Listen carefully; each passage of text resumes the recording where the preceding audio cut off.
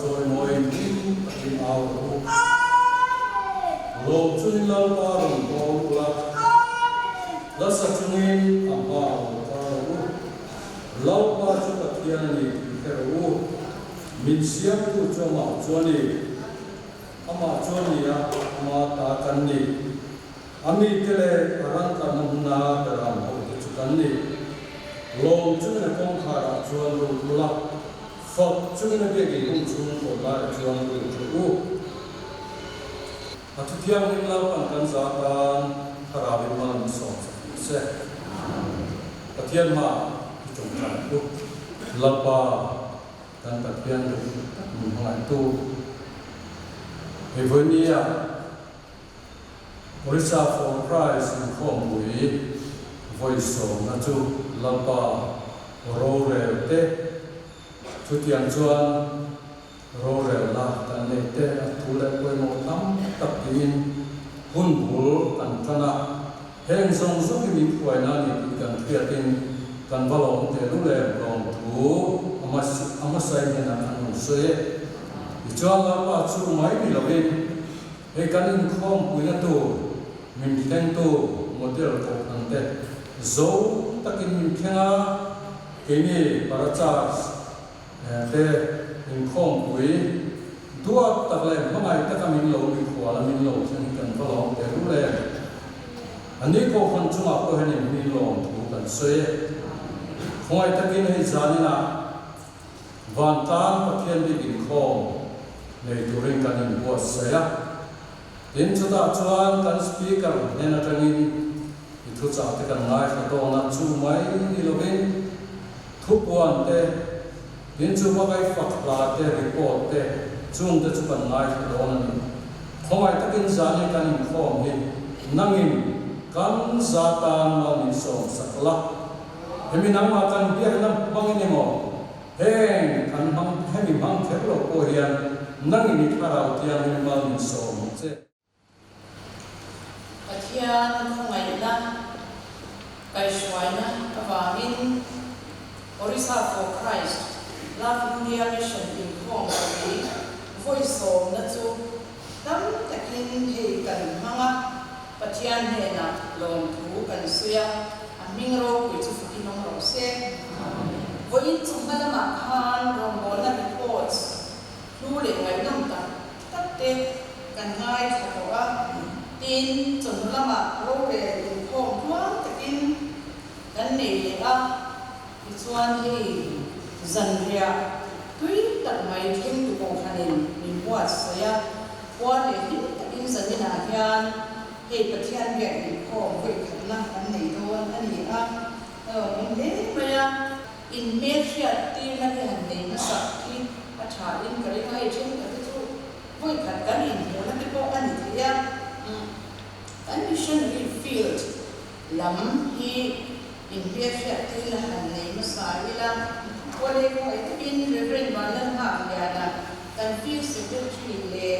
pilating ya ni DTS kan DTS ne ta yan lo mong he mai he an din pa yan kan mission field hi an popa an thani mai na te thara bo ni na ta ne na an thon hi lan pa yan na sakatin mal so ma kan mission ko hi ma kan so te e ma ni le kan missionary dang te kapana ma khai na din sa or din se ko nula ne min ani in nula de la ya mani an chu ki ko mai ni de ko kan bo chwa ba ma le la ya an ni an sa su ko ke ke ya chu ma ya in ko ni se la so ni pi la ya ala so ni ani hi Harmon English School zikti tu te ani a pichuan nula chan kimi ma kimi ka ne andi besira lo kami ma ki ani hi condition hi accountant ani a tin mission ne kal ha khan office na ma office assistant na karon ka ole he dam kan kan si ga ma ni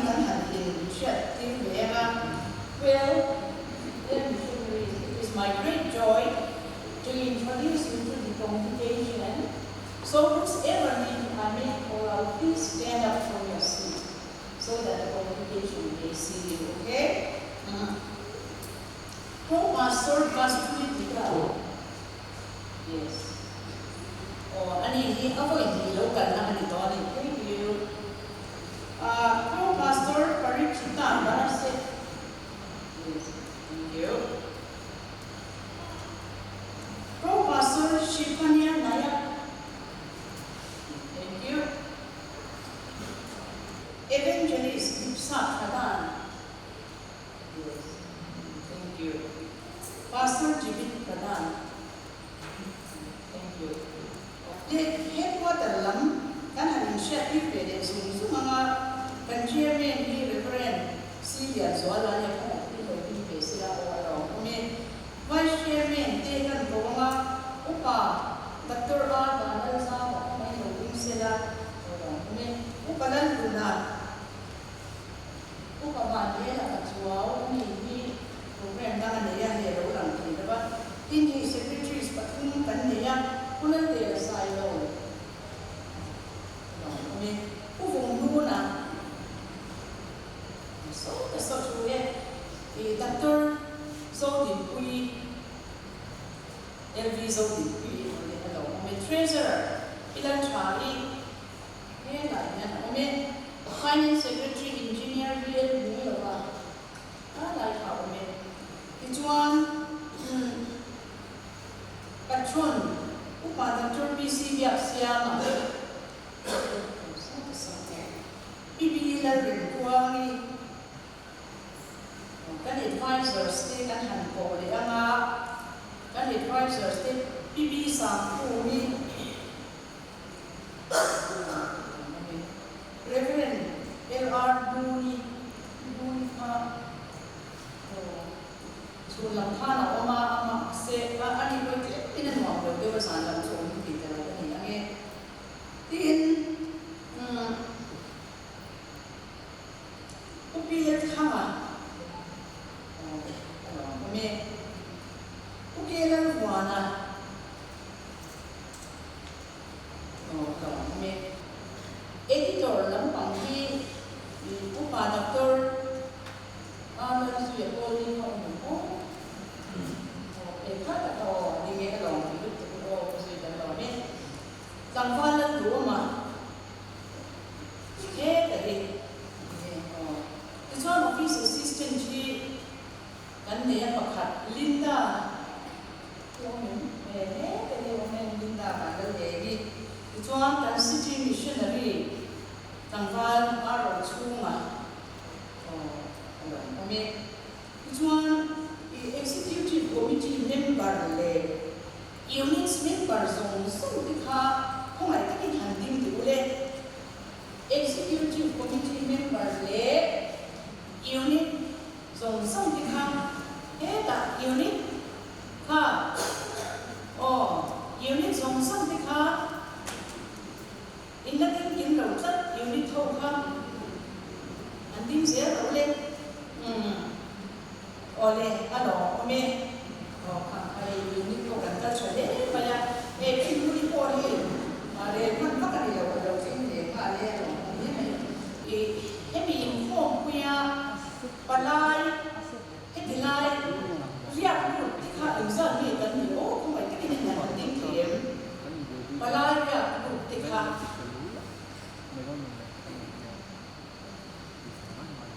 alo kami missionary ba mo kan missionary di ba alo mai po palai ria ku kan ma ria tu chuan ato pera chuan special ba han tin tu kan ya hey ma ko ka chunin palai ni ki than chua mi le pi sa chua mi kan lo mi mo ko mai ke tan do an ni kum som ria te pa na so an ni to ko le chu le ko hong pe ni ko kan lo ka Tian tu ni ni san za ba la chang ka ta chang o dal pa ni la lo tu shu la ni la no itin je ga chuan itin ti te su sha te lo ama chu no yin ha sa la ama fukin sa ro ที่มันตีจงส่งจุดที่เรามินเที่ยงจุดชัวร์เราว่าส่งจุดที่ถึงลงจุดเราเส้นเราเป็นถุงมันส่งเราเส้นเราจงใจกันโอ้ยก็ไม่ต้องดีนะในคลาสชิมดูมันมาในเราลงทุนกันชิมเส้นนี่นะเราชิมอันนี้เราว่าเป็นของวิดีโอวิดีโอต้นแต่เป็นดูกันชนะซาเล่นช่วยกันว่าลูกเนี่ยเราลงทุนกันชิมเส้นเราว่าซาเล่นอะไรกันสวยมากจ้ะกันฝักจ้ะเราดูในกันมาเจ้อินดัจูเบอร์ขับเรือจากจีนเชียร์คาราโบเวนิทีโลมุนเปกบาลิกันโลมาทีเวนิทีอันเซียมาบาลิเนราลงทุนกันชิดเจแล้วมาเฮคอมบิสฟุงยันกันดูเบอร์บินที่หาดูกันดูเบอร์จุดคาราที่ยังที่บันยากันซาเวลากันทำเบอร์เจสารละกันช่วยดูกันเทสติมอนีกันทักตัวเล็กกันซาดูกันทักตัวเด็กอิทัวปอนตัวเด็กในวันที่มีละวันกันจะทำเจ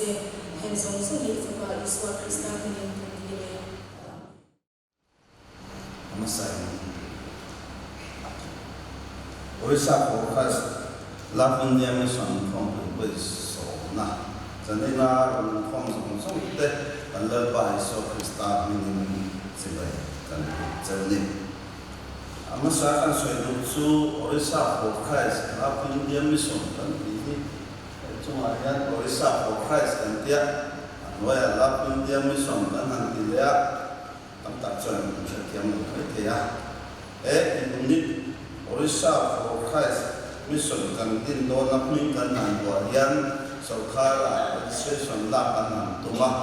เราสู่อินเดียรัมมิสกุลสเตทอันนี้อาบังยันใครสมัคร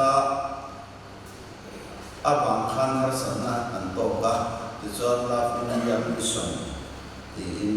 registration ตั้งแต่นี้มาเราสู่ให้ปฏิญาณว่าพุทธนิติข้ากันเชื่อต่อชาวเมื่ออาจารย์สู่ไอ้มิโซรามาเฮียนบริษัทของใครสักอย่างพุทธภายละมากันเหตุผลแต่ละมาชวนรับอินเดียมิชชั่นกันอย่างบริษัทของใครสักกันที่เป็นไม่รู้อันนี้สู่บางส่วนที่ปฏิญาณว่าเดี๋ยวนี้ที่ข้ากันสวยมิสันอันนี้ไอ้สันนิษฐานยังจะได้เหตุผลแต่ละปดเป็นตัวรักว่าตันอย่างนี้ตันเป็นตัวอันนี้คุณดังอันที่ไหนเราอังอินอันมีเหตุผลแต่ละปดที่เสียกินกับเสมาคนเรื่องตัวนายตายละชาวอุลิสามิงอาจารย์เรียกว่าปอเทียนริลวัวที่เราออกมาสู้ๆเองดังว่าดังว่ากันนี่ว่าคริสเตียนมาร์ตาเตติเซนลงเลยยีบูดานาราคักตักตัวจนคุยง่ายเตะเอาถมรีอันนี้จู่เอาถมรีจนอริสาของใครสิโอลีอารมณ์ของโชคตาอันนี้คุณทราบกันว่าสมบูรณ์กับว่าขันประหารสไตน์แต่ป่าปฐุมมันต้องสู้งานหาคนฟังช่วยกันมาอาจารย์หาลุ่มนู่นเลยแต่ข้าเขาเบลข้าอันเดินช่วงอันนี้เขาเวลปุ๊บเป็นนั้นเสียดีละโดนเสียลงตัวนายตาดีละขามีขาอันหาลุ่มอัตนาเรื่องก็หลงขันประเทศทุบลางนะคะอารมณ์เส้นตาอันนี้จุดต่างส่วนซูเปอร์ไซโคลนอันนี้ขัดไล่อันเช่นน้ำมันเวลาขันนัสตักกินอัตเลอันนี้ฮินดูอินตั้มตักอันเสียมีเช่นขัดอันที่บอกว่าถ้าตักข้างนี้อันหันมุดานส่วนฮินดูอินที่อาเซียนคริสเตียนอินจุดเฉลี่ยโลนักตัดทิ้งขัดไซโคลขัดอะไรตักเส้นที่ส่วนอันมันที่ฮินดูโบขันนักขันเดียวเต็มไปสุดท้ายส่วนคริสเตียนนักขันอินเดียอันนั้นก็ตัดเลยพัทยาอันนู้นก็สิงห์สวงครับคัดไล่เอเรียครับคริสเตียนอินเดียอันนั้นมันข้าร้องตะกัสประหารสเตนเตป้าปฐุมท่าอันนี้อาบังคันคริสเตียนสิงห์สวง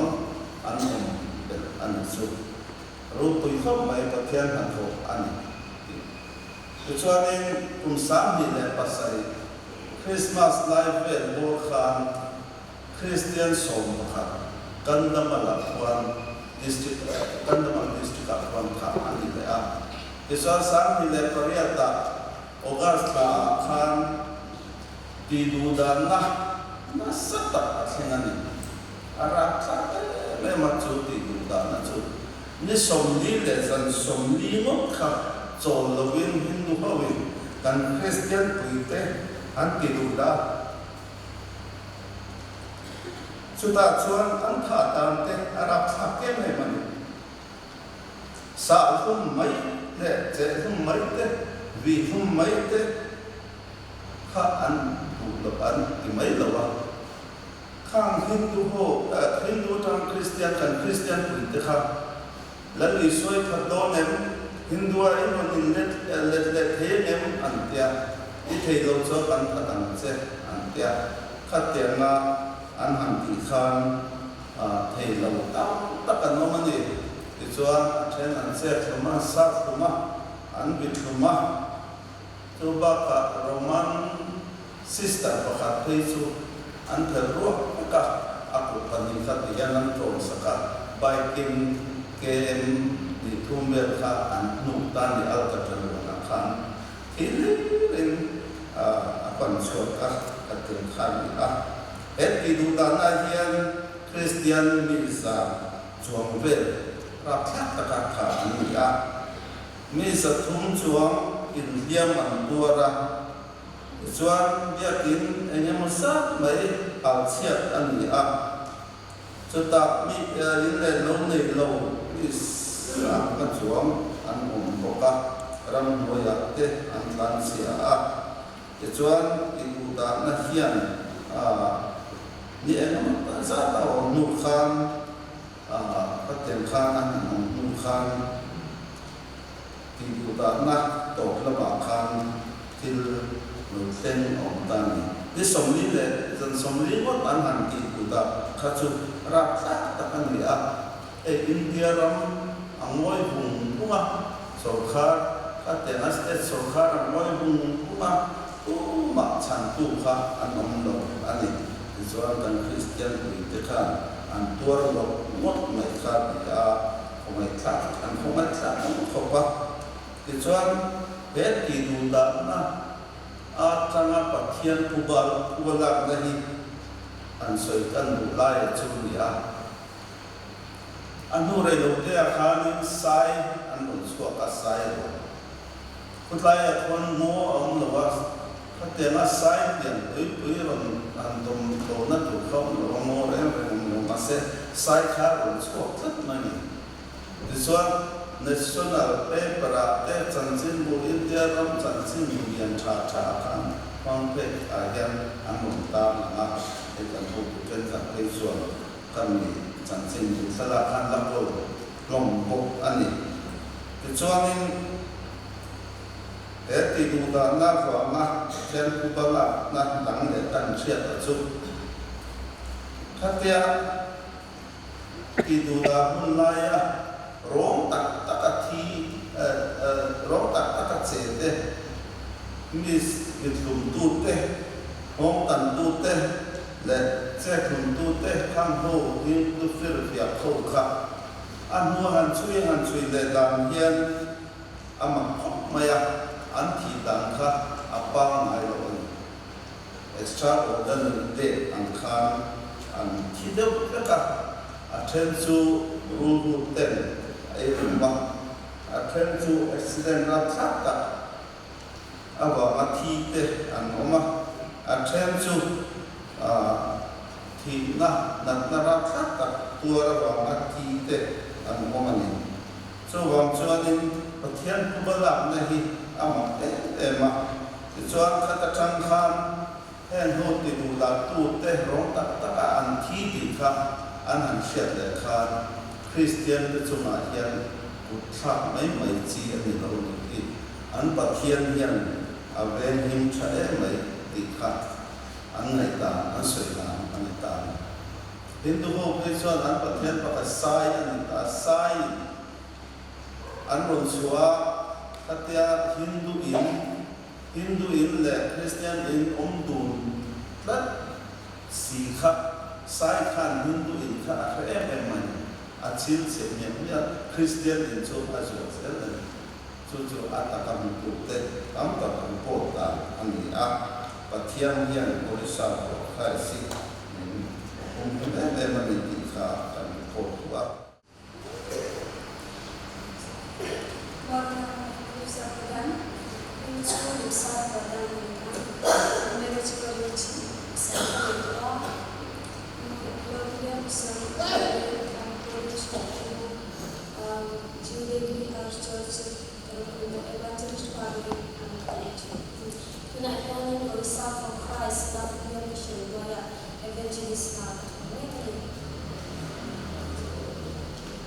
Pueden que se muche pueden los otros canon pueden los otros porque esa para testimony que más como sea swap o esa para hi into Christian school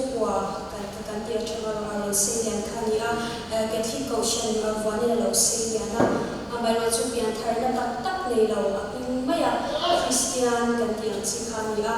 an kwa hirai kya kwa ni an kwa atang hian jiu dai giri tuna headquarters of the missionary te kan na kwa nin an pema kan mission te an pe sha chabin an fakalo bang bear also dadan chu kan school harmony english school kwa nin pre-nursery atangin an da khatilai khanin wol rupan na nei lo wangin pre-nursery chawa wanga thing kan school harmony school pan azir chwa ta pani chuan an fapain kan sikula lekha ronjir tang chuan kan house church in khomna te ron te be chanin chokei tungtra in khom te thlengin ron tel zela chuan sang hi parwa khan kan field secretary reverend Vanel Mark le ka shwani boya crusade wai hot ni in hemi crusade ka tang hian pathian le in to na an tak church walking iswa la le chena tua kota ke chuan kan field secretary reverend Vanel Mark le baptist ma chantirin house church kan din huwa baptist ma chang saber ke zini ni ma hi ke chuan ama hi misam zum tak mai ani a biakina ko chenna hun tak rian ko mang ngai lo mi sia kha ne ya mi ma sela pathian le nas takira tha ko ma tuna chuan kan house church a panin nge mi chorna tak in khom ka shwai tu zai shwai tu le tu soi tu a te hian a tang chauta ani he ba ka hian ko shen pe che shwai tu chairperson ni na tuna hian chen me ko ni chuan tuna kan field secretary le an pp le ding lian te nen ko me discipleship training school di sa kwan sang hi so di pathuma tang khan ji tani sang hi so di tani ya chat ta ting azir chwa ani hemi nu hian love india mission roya kan ho tu den rong bon ko kun skin te chana lo soi ta lo soi to khan evangelist na to me kani rong bon na che chuin sung bala ma amo khune hi a ko ve me ya apasal hi army retired ania amelo chu pasal ama hi rogo tu ni ma se pasal hi rinna ma apache be det me ya so ma pakhat pe chung chang missionary ten war ta ting soi thri ma sela abeng khon ne lawa ti chuan an chu kwa in suna ma har satna yan ne an tok chauta ba atam takan an ne chawa arang ka chak thi te arang ka chak mun zong sung te kha na balun nan kha an da kham zawa chu ko chuan ba chu la ru zong chuang lawa chu dia ri ru shi ta ka lu ba chuan let ban har sat na kal tanga zir tir na a pe chu shi tiam chawin so ma pakhat pe an ngai pe ro chau tan ta hemi tu hianin I mak tak mai pathian da tho aron langa so ma pakhat an han pe tan huwa chuan sunglam har sat dan to kha zoi so I lo piam chau zela a thi te aron ka sak thi te aron ka chak na da kham te ko khatuna chuan an nei le te vek to chu nei ba ba an ta kan nei te ko kha an lo pe the the to ni aron bon da tang hianin una mi pali te ni swala le chana tuan chan ba ka baptist pa chan to kan sia to ngin I an ni chu I swala le chana tuan ko bu po hianin an le ngau te chu le khat te e iswal nei lo te hi an ve ngai len lo wa ve nen lu hi an nei len lo wa kan lo she to tha ba ama lo chuan ye ro chu a u le nau te a chu le khat te iswal nei lo te a ve me ma a ro bol na a fe chwa mi pa ka a chu le khat te a u nau te a ro bol na ani na sa le pan na so sakin tu na hian a u nau mi pali te iswal le chanam to a cha pomin baptisma a ro bol na ka ta hian changa chu mi pali te singa mi pathum te su kan field secretary reverend van ha be han baptisma chan thi te ani chuan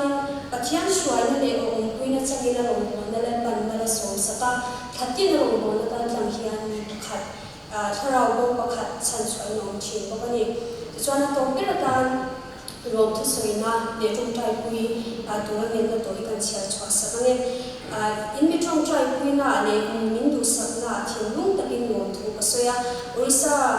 pathian na jaw zel the na tu le karong bo zel tu ra tharau thian nin shwai kon zel the na min trong trai pui na ka le okay dan pan sa ta na su se Masagarin Love Indian Missionary for Christ in Kongpui so na mangtura local zone somte lapai so Krista begin sibai kabu sewani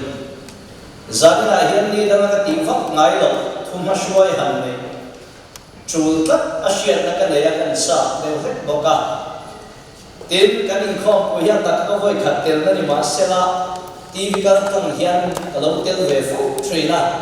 Reverend Bernard Faka speaker chun te po khakai suak ta program kha tin tun ma hol te vai ba kon ko shan di te a missionary ke testimony te ne Bible Society in Kongpui yang deu he kanya atel thang chu kan man ho lo tlang fek lo lo thini ka sia chuwa in zali na po hin kan man ho tu big lo lo mai do na ni zanin a he program ka mang do ti ka sia khan kapur em rolin suri la kapur le maya achan thil dang song song ai chan chin tra cha boy pui tat tu chan chin tra at pui thak ngam rol ong khom zinga kading don ti kai ria chu chuan min ti hupura le lama chuan min ti cha ani amero chu kan poli kan lo in pol sok le maya kan ron khen tha ka tha amom ta suai suaya mera thar hur zinga kami kwal le don e mokaron dia alam ni tahaw no maya le china kan zia tu din tira kha kan ko chan lu ho a din tir lo te ko kha no ma faranda lo wel khama nam ma wa ki kan lo ho lo he yam tia ro wel khom kha kha ku pato hom sia kal ka ten boi ta kin ba na khan son ngai no lo se ka ro lin ho lo nge nge se chat kan ringa an phur ho tha ba ya ma se lo hon mo lo se la ti chuan mer shiat kan phot tin ka thin lung khoi deu thil ka ngai ko ki ra di ka tharau anu le na chu de chu han soi kai tel kha kan duwa khuma shoi ne nge nge ka du ka ti chan ko kha ya pibira rem to mi le upa doctora vara za te mir kan huwa za ba hi chu pa anian mi tinal vak lo na sansin tha awa rong bo tura mani le lo kal sala puan thu ka tel ve ngat nam masabber akazui masabber khan di ve a kumsa ko som ko le pakwa mar tha aram hun no ta ania kala shere maya amai ro chu college july kha kan ya re ka tel zui ve te talova hey nuremi hianin campus adu thosia san ka phei chu so line up the not be ki thang electric badula so street preaching is the tira khon thu soi na tia chung te zani la ye ka mi tha a an lo thar a amma ka ti le ani kan soi lo bai hi thu hi tin ka tham lo na lang kan soi kai zel ve lok tu ania hey nu trai amma ka ti le me ka speaker do ti a share a voi kha ma hi cốc tê cái tên về đi hiểu thì nó buồn chút à giờ như là cái gì mua ở lâu tên về thì cái sẽ chút cái buồn à sân su anh hi bắt hiện thu cần soi khom na anh ya giờ các tay rek khen gì đó đi đó cũng khen cần thay vào don chuyện na chút tiền anh mình đông sống tu tết xuân nè à ta không mong xuất anh cần thì dễ anh xuôi cũng gặp anh sẽ thấy là đâu nha tin cần giết tu hi an ko jana lu mo ve thanga hu ni kamanin so nam ta ka lo pe nan to kha lo ni le se la tin mo de ve ko jan lu ho pe tha kan huwa ka nam pa le so ta asan chu ba ni ma ya he lai bia na mission le kham pastor bia le chi khom pu ya lo speaker to lo in ner sa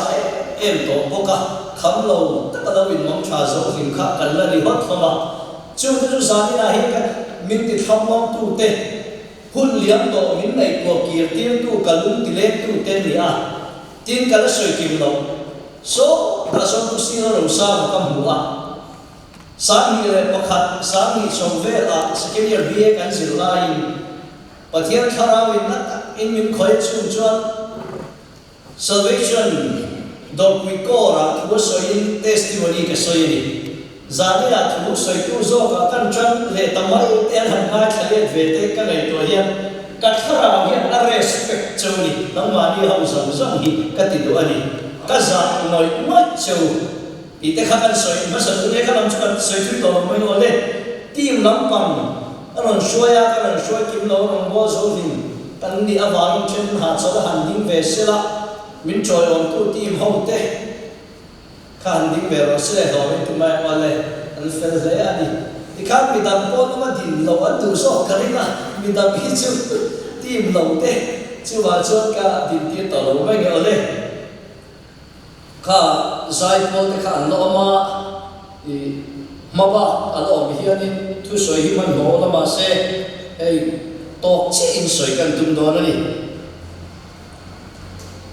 pathian thu kan sira i lo na kha ila kan thu in na na chan chin thra mar ka zia bum som le paru char som le pona un chiar na sa ana chan chin thra mar ka zia bum som le paru char som le pona tinan ne na khovel zon sama kalula thil siam zon san ne la chuan chan chin thra hi shiru tin kan sang min pui tu tan Philippines bung thum cha so le paru Philippines khomi tene na ti ko pola le khathon bung thum cha so le paru kan siar te ange Philippines bung thum cha so le paru pathian thui nai than u eng pok ni sela kan khen sin la tran khan ma ison se ang u kha khalal pa thu chuni a lalpa na thu kan zawai da ma ni som so se amen itong try u lalpa sunu ber kan pathian leilu le su thilom zong so siam tu le tin tu satwan ta satwan khin om reng tu ni a Eli ero chubai lo ke so khovera om tu le sa tu te kan ni amero chu he kan sam hun su to te a hian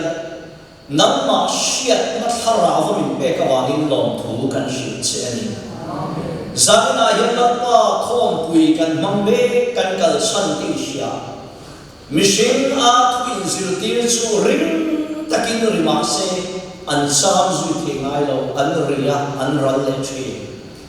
ni ma se tharau khiam hlim atang chuak ani ro chon zoi te po hian tha wal thengin da chi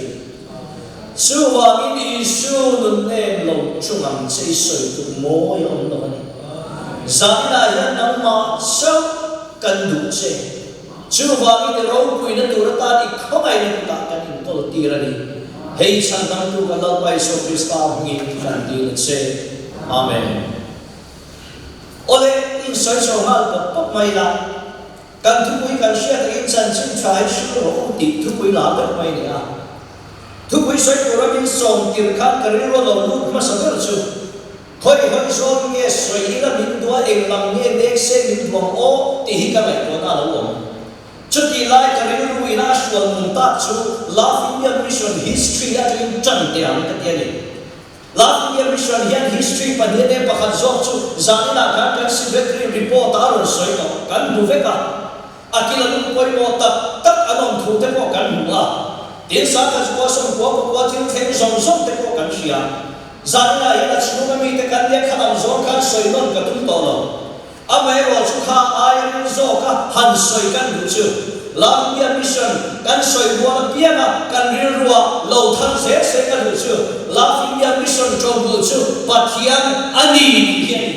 อุณาเตอเฮฮีกัน conviction กันเรียนรู้นะอัดหัวบินมาสักเปรนิพนธ์เสียกันดูพดเลชนาเลขากันเสียกันหัวกันเสียละ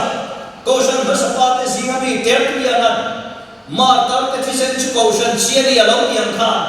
อุณาเตอขบเวลาเห็นเองโกลปอนิเสละก็ฉันปอนิเสละก็ฉันดินทิมพักอาจารย์วันนี้เข้มยันมิทยาริมเตที่เซนฟาร์ตองมันนาดินปอลีอาจุยเราตักเทงไงจูวาอินซานียันเฮโกลายันมิชิมามาปอยโมบีเกสุกันลงไม่เทอามาเอโรจุลังซาบีอุณาเตอโรปุยบีกันลงเขียงเฮโกลายันอาลังซาเวตุเลอดินชันจูจันจิมชัชเชลเฮนิต้มไม่จูวาอินซานียันปัจจัยเสียพงศวกุริเฮโกลีอดินที่กันเสียทากันอุตะเอเกปัจจัยเสียจูตัวเองกันลุงซุยลบเดียวไบเบิลกันเสียจนปัจจัยเสียฮีลมทุ่มอินักขายทองเพชรประคับตาชวนนุ่นในเราเล่นนุ่นเป๊ะที่ปัจจัยเสียนี่มาหน้าขันนาเตอไฟบุตรองโคมังเล่นกันนี่รวมอันในไม่ละบางในตีซาที่กุดเล่เกตในไม่ละกันนาระนุ่นละทอทอดูมาแล้วชวนไฟบุตรองโครวมอันในยังเช่ากันนี่นิมาเสนุ่นนากันนาระทะลุตามิชินจุนนุ่งอาลดิตาอุณาโตกสวยชัดจุปัทยันเสียจุนุ่นในเราเนรนุ่นเป๊ะปัจจัยนาส่วนทิมเตียนั่นนี่อุณาโตปัทยันเตเราจะทิมหาทาเสียรมเสียกันหัวอุณาโตจุทิมเขาเวลเตียงจุปัทยันเสียนี่ลัดีสวงเองในสวยเอ็นตับดินเตียงจุเขาเขาเวลเรากันเมกันนี่เอ็นจุทิมซีงาเราเองนะนิมาสกัดจุเตียงในทิมจุชัวเชลเตียอุณาโตทิมเตียงที่ปัทยันเสียนี่อาปฐุมนัชโมที่ตกตีมันที่ปัทยันเสียนี่โบเชียดาวาก็ส่วนเล่เรียงกันตรงเล่กันที่หลายการมินติดุงเล่บอกก็สวยสันชูนาเจ้าจูเสียจูพงชัวกุริเฮโพลิปัทยันินอดินที่กันที่นุ่งทั้งเสกันดูวันนี้ยังเขาเวลที่เวลาอุณาเจ้าอาซาลุตุกันเตียนอินเดียรัมที่เล่อันอาซาลุตุกันเตียนออริชาเจ้าก็กันที่รัมอุณาเจ้านี้ที่ไม่ทาราวเชียร์เซลโลอันเลี้ยงดูดูเลยดิมเล่เวทีอาเทียมโลว่าคอยกงเมอันโซติเล่คอยอาเมอันโตโดตีปองไอโตลว่าอุณาเจ้าทาราวโบอันเลี้ยงดูดูลายยันเฮกันรมาเห็นราวงตะกินทาราวบาลตาเห็นกันอินหอบบุเรกโนตูอันอิโดเลมันเล่อุณาเจ้าชูชัวชาโลจูนิเมียโลมาเสจูนิบาจุติกูกันเดยโลมเล่ปัทยันทูชวนซานินาเฮียที่มองแต่ช่วยเองอ่ะช่วยมุดตานุ่นในโลกเดรามุนเปล่าฉันชิงชาชิโรตีนการทุกุยการฟังเฮียนมินโกนนเลตาปัทยันมินฟังกินองโลเซทีมชูไม่ชูนี่ละว่าซาดินการทุกุยฉันชิงชาชิโรตีหิโมสอยาพูรมเอ็มนั่นฉันชูเฮฉันชิงชาคาแรคเตอร์อาเซียฮินีอุณาเตอร์ลาลีชวนเฮทุเปมินเปมาได้ค่ะเบธเลเฮมดายาเบรามบูเตเฮนะฟาติโกฮอกเตนเฮชันจิมชาซิยาฮีอัคคาแรคเตอร์ฮีเออันนี้อันเราสวยจูจูมิตินตาตูรันเราตัวไหนต่อเฮวารีนซาดินายันสวยพูรมทันอุณาเตอร์ชันจิมชาชิลโกยพูรมทันอาเซียบาเฮียนมิตินตาตูอันนี้ทัดวาอันนี้เขาเวลายันชูมาเปวมีส่งอินตาเนตตะกัตตาที่กันช่วงเทคโนโลยีอัฟฟาเดซิวันบวกตักยาลาปรำรบคุยกันรำเรียนเขา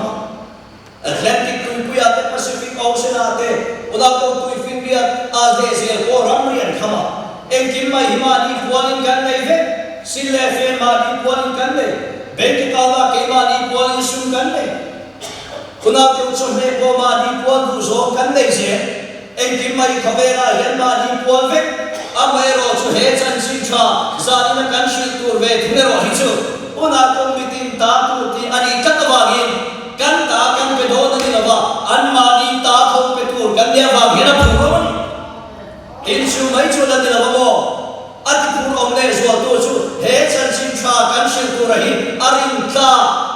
สับตรงที่พอหันหัวเตเวเซรินะอาริลายบุลอัจฉริยะอารินตาลายนักเขียนผู้รู้นั่นที่เร่งเร่งกันสวยชมตอนชวนอาริ arin ta lo chon ko rom ya tin arin ta lo chon ato pa kan mo tho kui nge ma na kha Mizoram chi avam do ti han ko ya in la ngai ko le thei vek karin chi avam do kan te kan bo em do ra de ti nan nei sa shan phal lo chu ko ta nan da sha do chen khat ma chi om lo ti ko te an sa se lo ha si ki nan da kan han boi tak tak ma se mo ato ba ge kan mo do na kha tu soi nge ti a kha kan zo pe ni mai ni chi avam do ka ato pa tu soi nge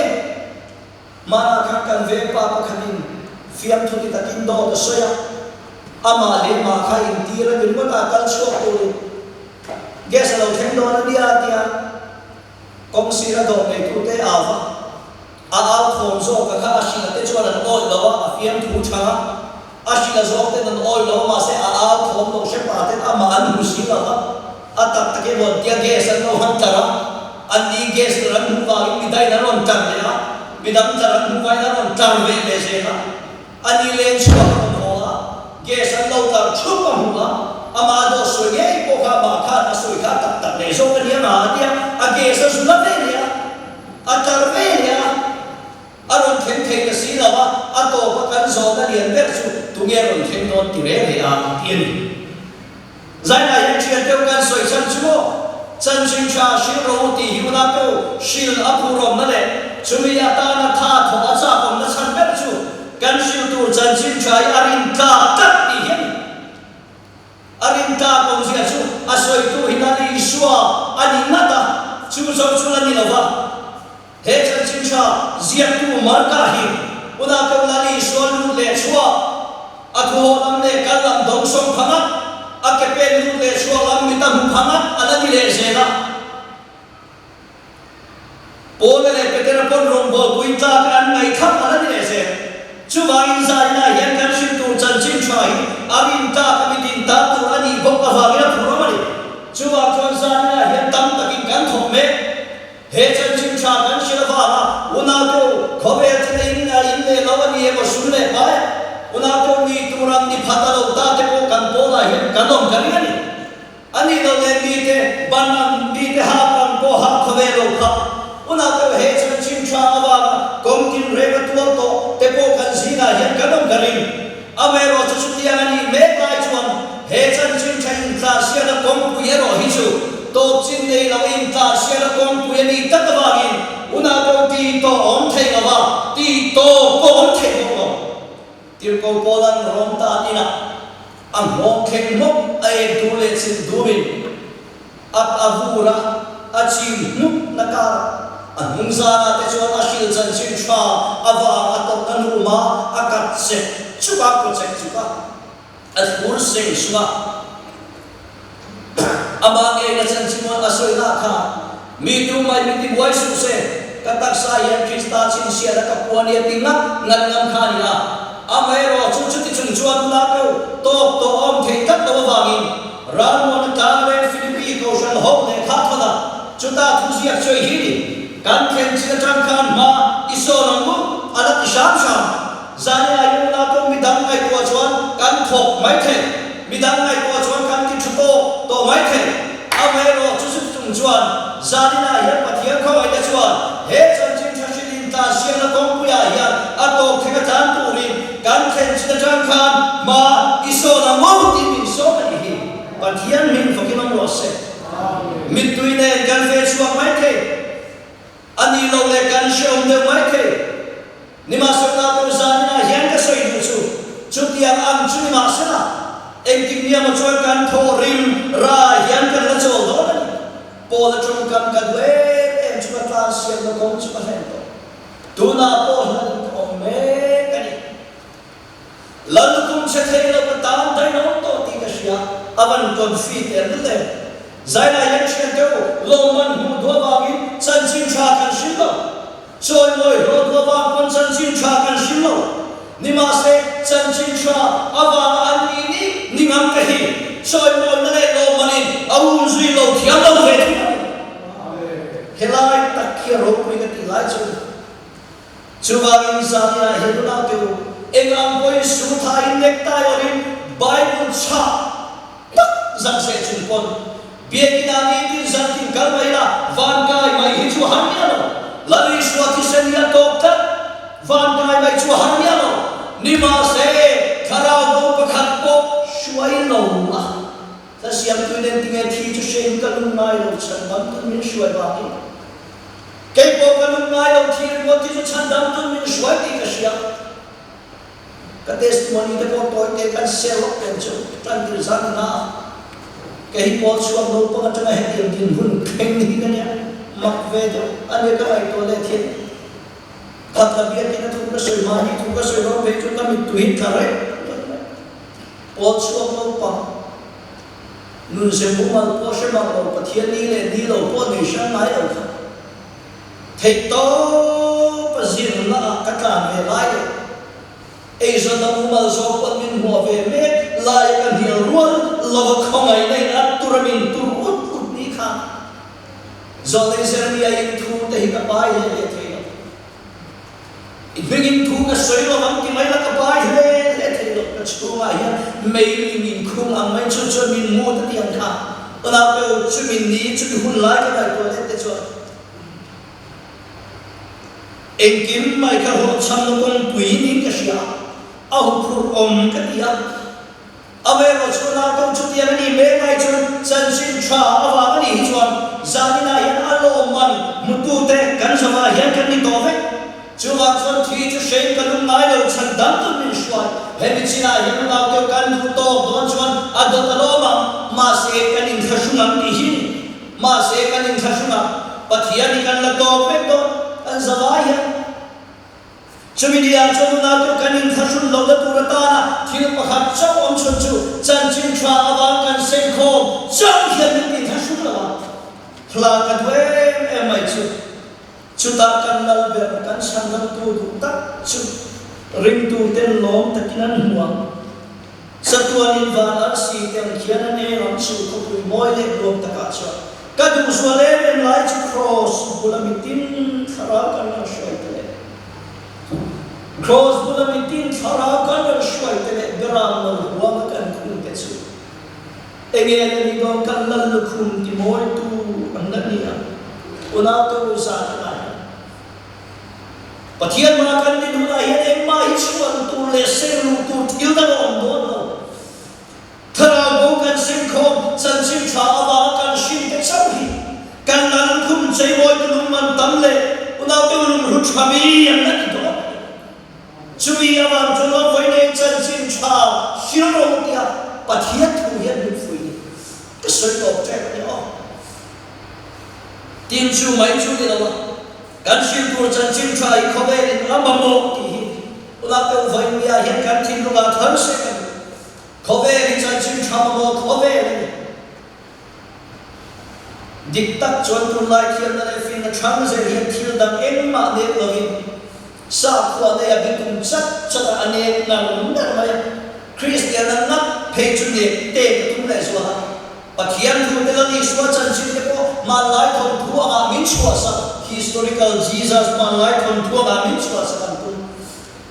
chutian khobe a chon kan se me kan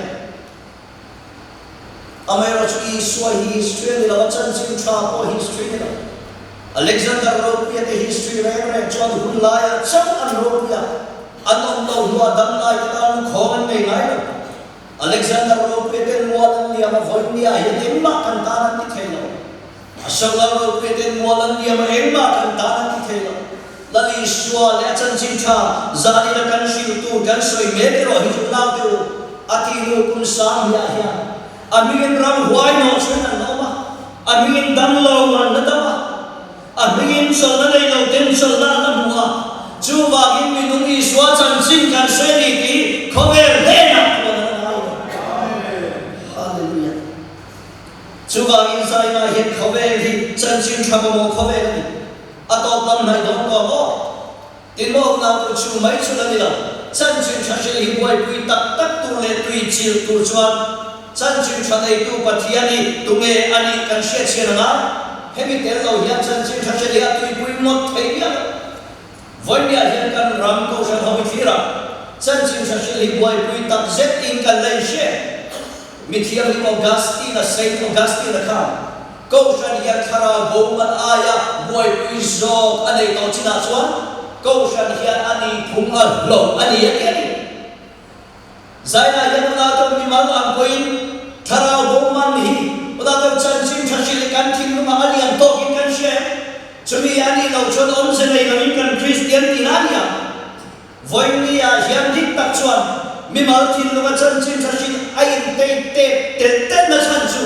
eng dhamma dilawin Krista pianglawa sa koda chon Christian kan va heta yan kan pun se sa koda kai pathian kan shia chumrila yan thokku kan dai la he gi sa koda zon zon ma pom ve Hinduism ma pon pathian chon sa koda kai kan shia lo Buddhism ma pon sa koda kai kan pathian kan shia lo ma se za kan soi pathian shia na dika shia na kan ke roi chuna ke thara walal pa hi meni ti shia nahi lani shon pathian thara wania achbai buktu ten thara de ti taksetin zia chen kana thara de thutakin sibayam buktu rani una to mi thara wa pathiani tume ani asian sian to chuan chanchin cha shil lo hi thiam lo ka soi thiam da pe chanchin cha shil lo ngai na he sha Mizorama unato Christian na infa age va chakka ang may raman lo ala toy na chalian berchu khati lai kan mi masa Christian ka Krista apiang chunan Christian lo chuwa chochan chin chwa ka andon kami dangina dongve wan ti hawna ka mi danginan sanve wan ti alhawa annun ti ek tu khan mi dang ko ti ek sen tirko polan na chu chuan lo thena una to iswa an piang tak mai chu ek tin nge ti kha ka chu pui juda te wa ka chak thin sin aban moi tak ro ka chu pui juda te wa ka chak thin sin adu adu dik ta chu zanila yana tu kan ram po yan amabo per chu ko be tin thiam le fin na transil gana ya thara bo te mai na wa le an beram te wa na mai sam le hul hia pin gara mit tu se jin rong bol tu chuan Krista mian pian lo chuan chin chan lo pi the mai an pian ro chuan ti ma mo ka chu ko wai na an shil shep chun pon chuan tu kan nei lo an ti zo thina William Carey nun te kan ngai tu thina athon thu kan shebe thui tak sui lo no to la wa na sa pachal ma ni rama om se da om sat om ve thei tu Kolkata chuta po ven ki kho ta ka chan chin cha avam soi khobe lama chona ni tu ra ani no fai va ka thara lama chang len thei na le thimom ten e ashwai ma no thei na atoi zoi soya chan chin cha avam na fa te zon zon sun ve ka atsan ve ka sa pronom selan thi puinia lo ko siksel an han thi puya damdoi le dani se ma tu taom silo trong chai na rimot ne pathiani zo na zo bol mo lo ka ba mani nu pui te khan tu ran in lai ro pui wa lo su ka ni ma se na pe chan sim cha hi e ni ti mu siam tu na chuan mo athi do na soi ke ke kha na pe khobe na ma chuan tu nei chan chin cha ba na to na bo tam te lu ne em tin ye ti kha la pa ki chan pa po tu lo ya iza mai na chu pa ka lo nei no tho bai lu ti min lo che le oda pe chu chu ni chan chin cha hi am fia am chiam tu te chwa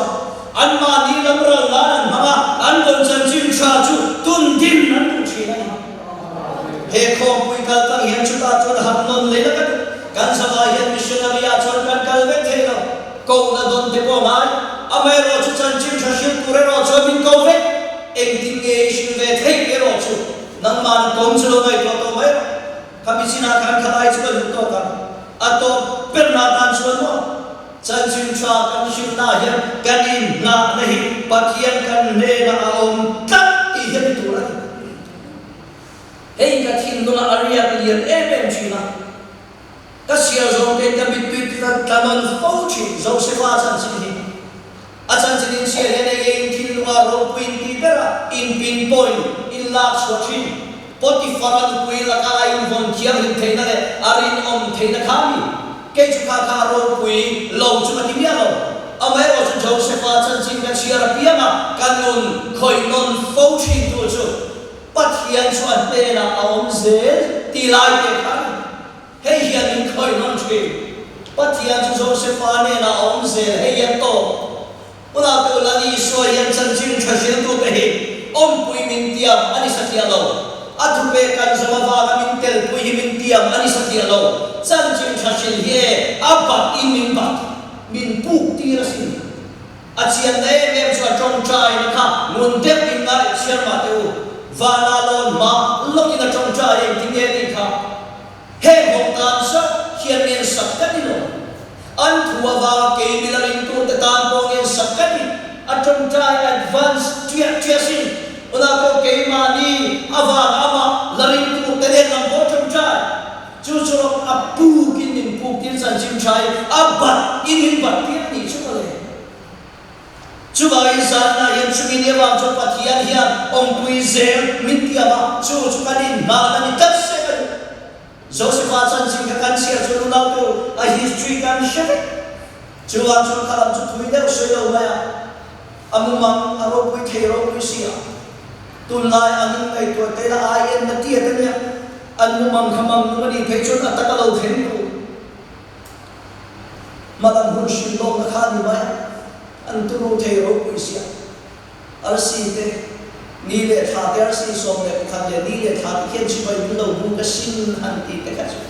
ในตัวไม่อาเห็นเราคุยอามาเอโรชูมิชิลามินโชซาสักสักไลเปลเลอาสวมตัวละเขาเวลาเราคุยไลเปลินสลับฉันเอามาปองสวลเคสอินที่อันทุสวยเทียบ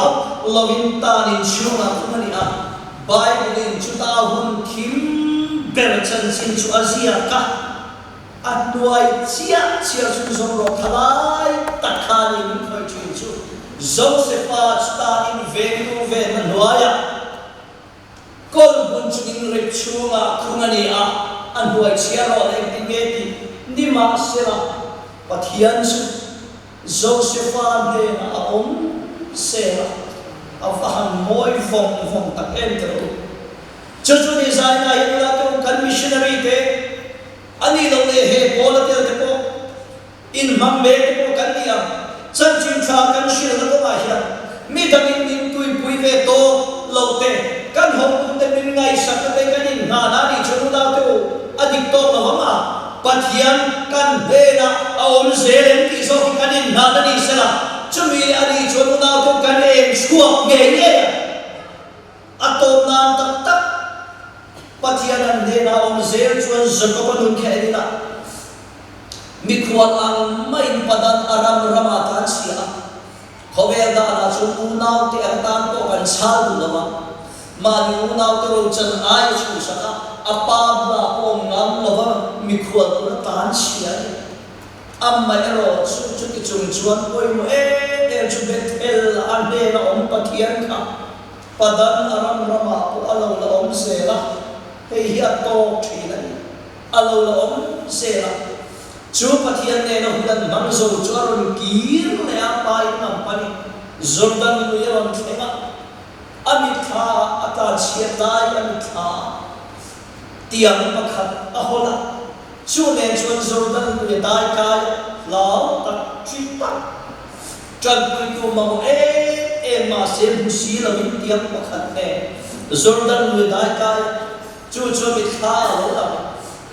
ตัวน่าโหเลดานันเองนะอันที่กีราอันหัวรันวัวตั้มตักอาชีพที่เสียแล้วเชียร์โลตั้มตักฟันฟ้าปามาสอนตั้มตักจอร์แดนยาจุนทรัพตาโอลันปาอิเชียร์โลจุเมฆไม่เนลันตีรีอัตเตนาเปรโกพุตลาตันิลเว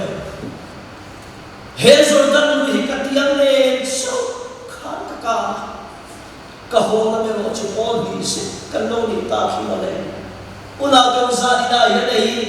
ลาวินยามิชชันเทสติมอนีอันนี้นี่ก็เชื่อนี่ กันบุญจันนะครับไอ้ตัวเตวนาตัวเราคุยเราไม่เท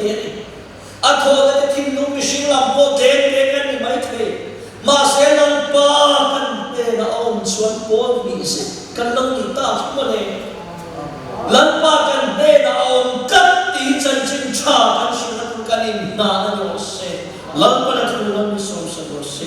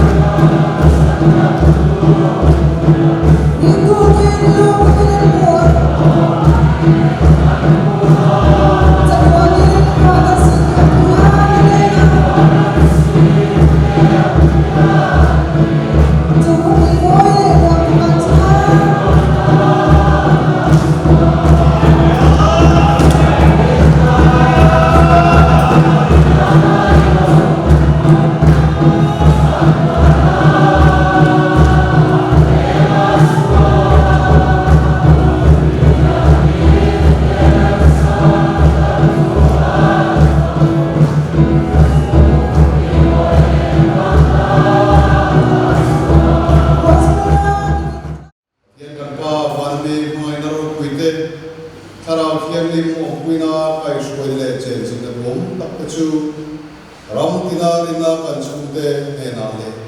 ako ran ne na hian na le chu ni lo se